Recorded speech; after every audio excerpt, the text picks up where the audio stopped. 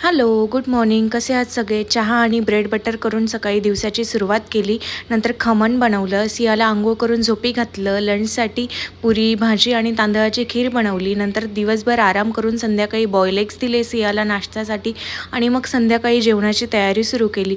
आज जास्त काही स्पेशल बनवायचं नव्हतं, सिंपल आणि झटपट होणारं बनवायचं होतं. त्याच्यामुळे मी खिचडी बनवायला घेतली आणि सियासाठी पण तिला आवडणारी प्लेन खिचडी बनवत होती. मी प्रत्येक वेळेस व्हेजीस टाकते, कॅरेट काही ना काही ग्रीन पीस वगैरे टाकते, पण आज मी तिला प्लेन खिचडी बनवत होती कारण मला बाजारात जायचं होतं. खूप दिवसांपासून मला काही शॉपिंग करायची आहे, घरातल्या भांड्यांची, स्टीलची कढाई वगैरे घ्यायची होती, पण काही जमत नव्हतं. म्हटलं की आज सगळं आवरून लवकर जाऊयात. सियाचा डिनर फिनिश केला आणि पटकन तयारी करून आम्ही निघालो घराजवळच्या शिवाजी चौकात. पण मनाप्रमाणे मला काही ते भेटलंच नाही. बदाम शेक पिऊन घरी आलो आणि काही पार्सल आले होते ते कलेक्ट केले. Thank you for watching. बाय.